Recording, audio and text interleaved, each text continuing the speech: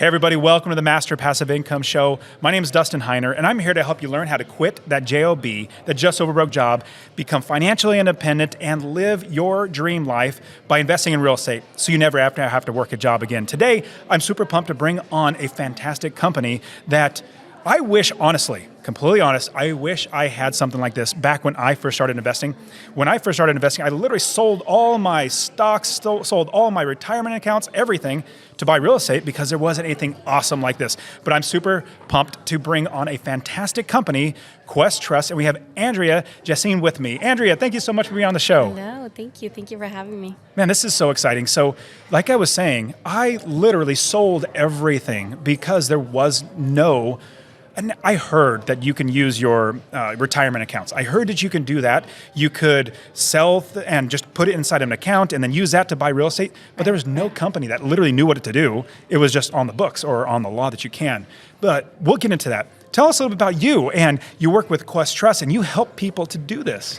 Sure. Yeah, it's actually really exciting. And it's funny that you mentioned that because it's true. A lot of people don't even know this exists. And even the people who do and who are interested and who are doing IRA investing, they don't really know they can do private asset or alternative asset investing within an IRA. So it's a really niche world. It's really only 4% of the whole IRA world invest in alternative assets. So that's why we're really big on education, but we'll get into that in a little bit. So when you say alternative assets, and because I want to know more about you, but just so everybody knows, alternative assets will be outside of stocks. Correct. Stocks, bonds, basically alternative assets or private assets is everything and anything that is not traded in the stock market, basically. So it's the whole private asset world.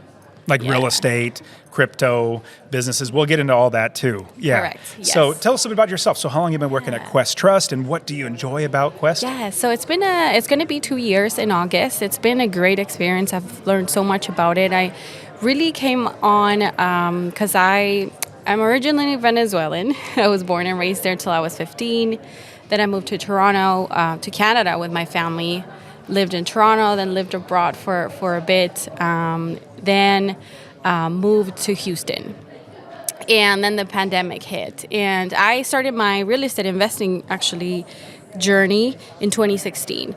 And so during the pandemic, I was kind of trying to figure out what to do with my career. So I started doing real estate. Got my license in Houston, and then I came across this company, and I thought this is great because it's real estate investing or highly on that, but within an IRA. So I was like, I think this is going to be amazing, and it has been great. Not only because I've been learning a lot about alternative asset investing, but also because it's a great company too, and all of the things that we do and how. We're really one-on-one with clients and really personal with our clients. It's just, it's a magnificent company to work at. So. That's terrific. And we have you. So currently, if you hear anybody talking in the background, if you see it on a video, and if you're watching this on YouTube, you'll see we're at the Real Estate Wealth Builders Conference. And here we have so many people walking around that we all talk about real estate investing. And what's great is Quest Trust is a sponsor of RubeCon, and it's so great. We have so many people coming and talking to you guys. People are sharing with me that they're really excited about using their self-directed now with you guys, and then also with the podcast, sponsoring the podcast. I'm just so glad that you guys are a part of this because when I first got started, number one, there wasn't anything like this, like companies that literally specialize in this. You might have found one or two that kind of heard of it. Then, as it got more and more prevalent or more popular to use this, there were more companies that were just more quantity. Like, let's just get people in the door and just get a lot of money. But what I liked about Quest Trust was you guys are so much more personal. Like, you guys really want to help people, really want to educate them. So having you on the podcast is such a huge benefit for us as listeners. So tell us about so there's a couple different terms like SD IRAs or IRA, individual retirement account, I believe, right? And then the SD before that is a self-directed IRA. There's that, but there's also like a 401k. Talk to me about what is a SD or a self-directed IRA and maybe even a solo 401k or something like that. Yes. Let's talk about that. So self-directed IRAs is really a made-up term. It's a marketing term. Yes, an IRA is an IRA is an IRA.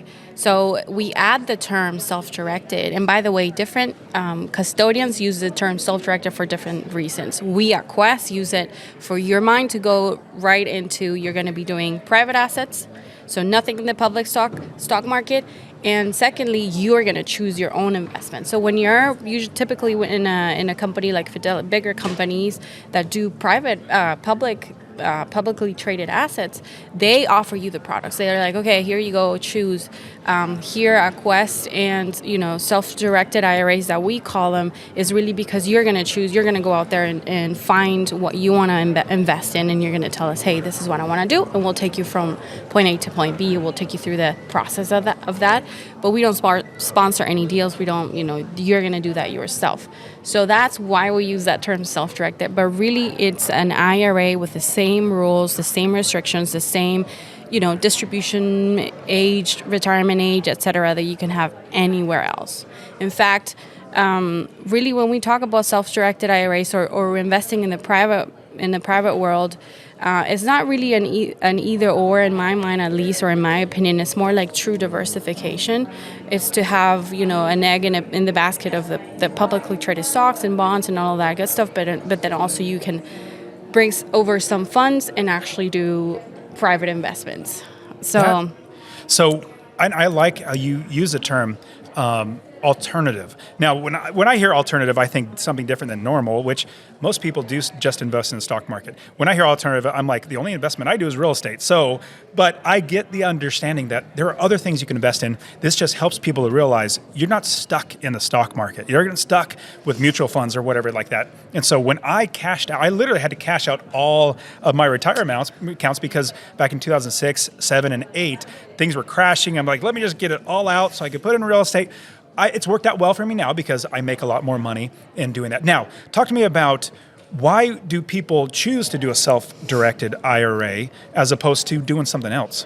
So basically, one of the reasons is what we already touched on, which is true diversification. So eggs in different baskets, especially if you're within the IRA world already, right? And if you already have like an old employer plan, an old 401k plan, you can roll it over. Or if you started building a rollover IRA or a Roth IRA since you were younger, et cetera, right?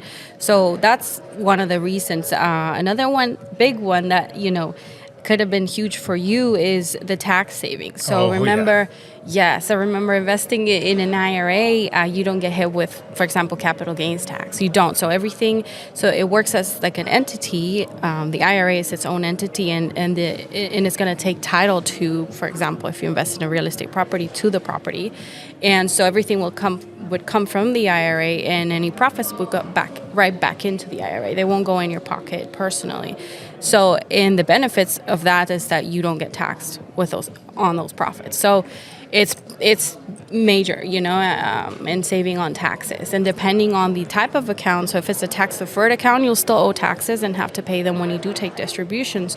But if it's in a Roth, for example, and you're at the age of retirement and the account has been open for over 5 years, that money is tax-free. So I was going to ask that question. Like, is that the same? I'm so glad you asked that or answered that already, because the Roth IRA, I love the idea of the Roth because it's already taxed and now it's all of a sudden tax-free when you pull it out. So I absolutely like that. Now, I like Quest Trust personally because the more personal aspect of everything. So tell me a little bit about Quest Trust and why do people choose to use it, guys? Yeah, honestly, so I think a really big thing is that we're huge on education. And so when we were talking a little bit ago about the niche part of it and how niche it is, there's a lot of misconception. A lot of people don't really understand how it is or how it works. So we're huge on that. We have free education for everybody and anybody who's interested in. We do 2 webinars a week, and then we post all of that on YouTube. We have a huge YouTube library with everything self-directed IRAs. We always bring in really speakers on a different type of investment so people understand how they can do it. And it's just, that's a major thing. We also, since I was mentioning, we don't sponsor any deals because it's conflict of interest. That's not what we're there to do. But we do a lot of networking events. We host a lot of them so that our clients can find their next deal. So we bring people together, people who are trying to raise capital or who have projects going on and need the capital, and clients we have right now about $400 million in undirected cash just sitting there for our clients to invest it in their next deal. So we like to bring those together so that our clients also have that opportunity there. So that's a big thing too with Quest. Another thing, talking about how some companies want quantity instead of quality. We do have we pick up the phone all the time. We don't have an automated machine. Say press 1 for transfers, press 2. No, we actually pick up the phone. I actually pick up the phone. Well, speaking of that, literally like 2 seconds before we jumped on this podcast here at the conference, one of my students, Suzette, she's fantastic. She goes, I talked to Andrea. I asked her so many questions. She literally answers on the first ring. I'm like, that's what I wanted for my students, because my students are trusting me and the audience is trusting me to present good companies. And sometimes some companies don't do the best. And it's like, that looks bad on me. So I'm so glad. So go ahead. Hold on. Yeah, I'm go not ahead. Done. Yes, go. Another major and really important thing is our turnaround time. 24 to 48 hours on everything, on every process. And this is important because some people, they find their deals. And of course, like, we have amazing teams. Our transactions team is exceptional. And we always try to work with our clients. But 24 to 48 hours is actually really fast. A lot of our competitors take 2 weeks, and that's like average. We really pride ourselves in being, we're here for you. If you actually need it even faster, we try to work as fast as we can, and we really try to work with our clients to fund as fast as we can. So I think that's important too, because some of these deals are really time sensitive. So that's another major thing. And lastly, all of us that start at Quest, all of Quest employees go through a new hire program that we to educate ourselves. So everybody who's calling, everybody who's picking up the phone, they're going to know how to help you. They're going to know how to redirect your call to the right department. So that's also highly educated staff, is my point. Like we're all really highly educated on self-directed IRA. So that's another. Would IRA and 401k, are they like interchangeable almost? Like, are we going to have differences? Like if I bring it over 401k or bring it over an IRA? So there is a little bit of a difference. And the only difference really is going to be the way we're going to bring it over. So I'm sure everybody has heard of rollovers and transfers. They're actually different things. When you're bringing over funds from an employer plan or from a different type of plan, you do a rollover. It's actually a two-step thing. It's a distribution and then a contribution. It gets reported to the IRS. When you do a transfer between like accounts, so an IRA to an IRA, it's a direct transfer. You can do it as many times as you want and it's not even reported to the IRS. So you see the difference? Sure do. Not to be the 401k plans, not to be confused with solo 401k plans. Do you want to tell us about the solo 401k plans? So the solo 401k plan is an employer plan. So there's different type of plans, right? You have your individuals, which are the traditional IRA and the Roth IRA, and then you have employer plans, which, by the way, you can all self-direct, and we all offer them at Quest. Employer plans are STEP Simples and solo 401ks. And then you have your specialty plans, which is your health savings account and your education savings account. But going back to the solo, this is a really cool plan. It has a lot of features. You do have to have certain qualifications. So if you're interested, you can talk to me about it. But it is more of a checkbook control. You do have to do your own. So you purchase the plan documents from us, and then you go open up a bank account for the plan, and you start operating your own plan. So it's really checkbook control. But that being said, you have to do your own reporting, to your own record keeping, bookkeeping. So it's a little bit more. You have to be more involved in it. But it's a great tool too. That's fantastic. Now, it does. Oh, I'm glad we have a company like Quest Trust that helps us to get this started. But what is the process if I have, or anybody listening, if we have a IRA or 401k or something like that we want to start utilizing for real estate investing? And we can talk about assets, other types of alternative assets like gold. You can invest in cryptocurrency. I know you can invest in other businesses. Like, you can invest in other things, which is great. But how would we even get started? We just call you up and then you take care of the rest? It's basically that simple. So really the steps are, step number 1 is opening an account, which I help you with that. It's a pretty simple, just filling out a form, really an application. Number 2 is I'm going to help you whether to do a rollover or to do a transfer or both. Maybe you do have both. And if you want to do contributions, you can also do that. Step 3 is going to be your investment. So as soon as you find your investment, or even maybe you found your investment already, maybe you already know, you have an idea what you want to use your retirement funds for and invest them in. We just do step 1 and 2, and while we wait for the funds to get to your account, we can work on your investment, which is simply just submitting a direction of investment, and then our transactions team works with you and makes sure that the investment documents are done correctly, and then we're ready to fund. Basically, when your account gets funded, we send the funds out, so it's pretty seamless. So what on our end, if we're bringing it over, what do we need to do? Is there obviously paperwork stuff, things like, but is there anything that's arduous? Anything that you've seen? So the thing you're gonna do the most as you know, a account holder is you're gonna have to fill out forms. Like and this is, we've tried to make it as easy as possible.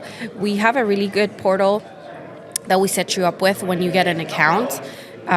We try to make it as user friendly as possible, so that but you are going to have to direct us, you know what I mean? So you have to fill out a form to open an account, you have to fill out a form to fund your account, you know, it's kind of directing us, so we have you have to have the right information forward. Yeah. And if you're ready, let's say you want to invest in a note or a promissory note, then you have to tell us, this is what I want to do. So by going to the portal, you just click on submit new investment, for example, and then it's going to ask you what type of investment is it, you know, how much, where is it going, who's the borrower, what's it. So you do have to go through those steps. Then you have to attach the actual document. So if it's a note, you're going to have to attach a promissory note. But basically that's it. And then you're going to work with my transactions team to make sure that, because the documents usually need some sort of adjustments, like because it's going to be your IRA that's going to be doing the investment and not you personally. So usually documents have your personal information, and we have to update that. After you do that, that's it. That's terrific. Now, we touched on a little bit about alternative assets or other things that you can invest in. Like I said, most people think an IRA, 401k, stocks, that's all you can do, mutual funds, but no, there's so many other things. So what other type of investments can we invest in? So I can tell you what I've seen, for example. So, of course, real estate, the way you think about it, actually purchasing a rental property, or maybe purchasing a commercial property. Syndications, okay, which is more investing in a company, because it's going to be an LLC. Actually, you know, you're not taking title to a property; you're actually buying shares. Mm-hmm. Note investing, huge, both secured or unsecured. Okay, wholesaling, you could do wholesaling. Those are really good with lower balanced accounts, because you don't need too much to do that. Cryptocurrency. Oil and gas, mineral rights. Ooh. That's a big one. That's a big one. It's a really good one. It's been performing really well, actually, for our clients recently. So that's a really good one. Private entities is a big one too, meaning private stock, you know, on a company that's looking to raise capitals. And I forgot to mention, when buying notes, I'm not sure, you know, I just want to mention that it could be from a company that sells notes. Those are popular. Usually lending companies also buy notes. So usually those companies, and those are great. They do have a lower interest rate that they pay, right? Because it's actually lower risk too. But maybe your friend has a project that you want to invest in, right? Maybe they're doing some remodeling on a house that they're going to fix and flip. You can lend to that person too. So it's not just...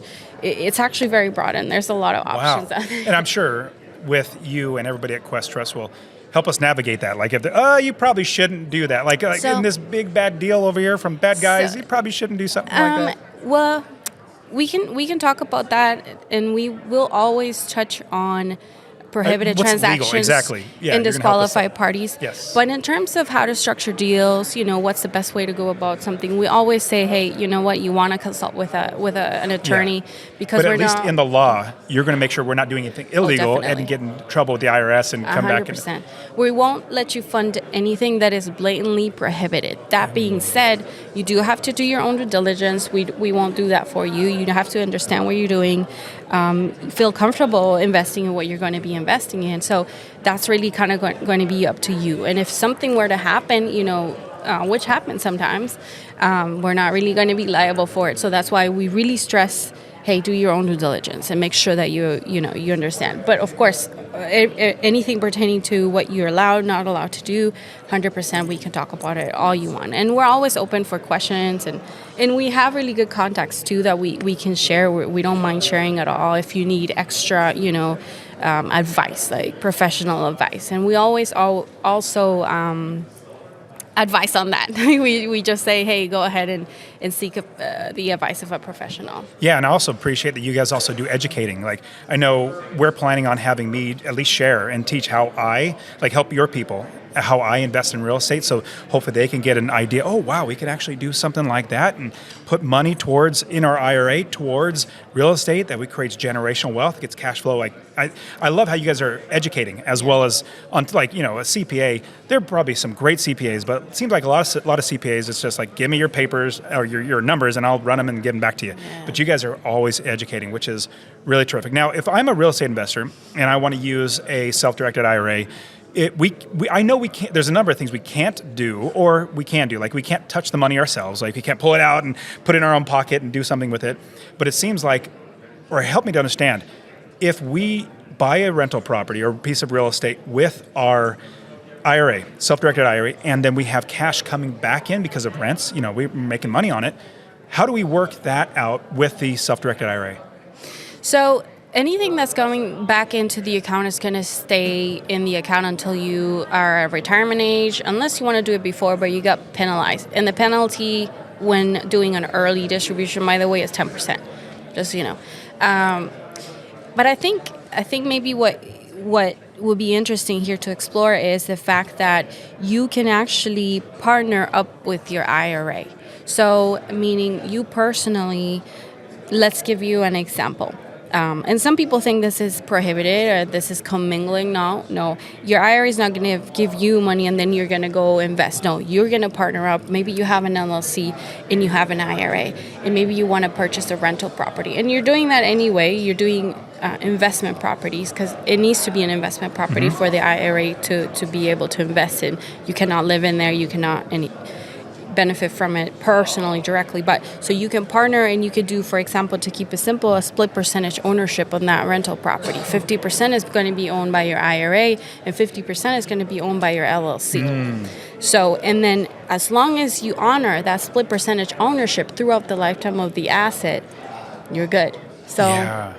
That makes sense, because like 50% of whatever the profits go to the IRA, the self-directed IRA, the other 50% comes back to me, because that's just like if you have somebody that has a really good investment, you're not related to them, it's not you, but it's somebody completely else. You're like, oh, I can use my self-directed IRA to help invest in this company. It's the same type of thing. It's the same company, even though you're the other part of the company, just as long as that percentage goes to the IRA. Right. And as long as you keep it like, so you're both going into the deal as partnership, and not the IRA funding your company and then your company doing something. Got it. You're both working towards the same goal or the same asset.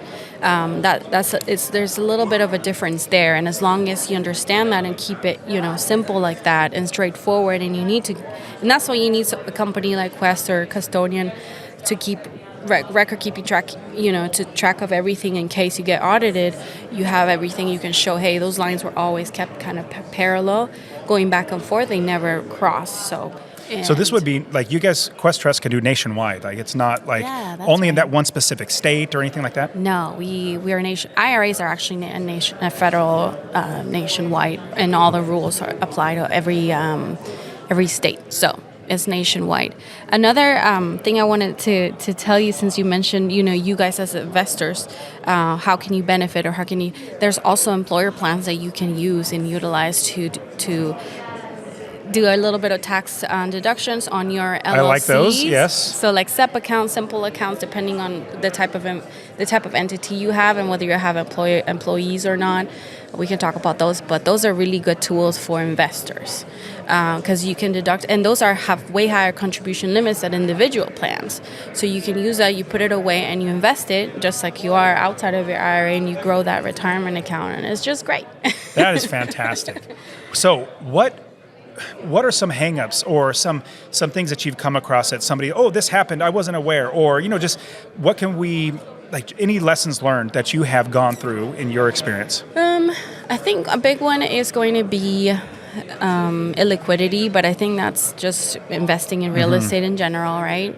And what does illiquidity mean? I can't even say it. Illiquidity is just the fact that, real estate assets are not very liquid. You can't just sell them in a day like stocks and bonds and have the cash available to use. So that's a thing that sometimes if someone needs the cash right away for any reason, for an emergency, it's not. But again, that's the same outside of an IRA. Just inside of an IRA, you're going to have that extra step of filling out a distribution form to tell us, hey, I need the funds. So it's an extra step there.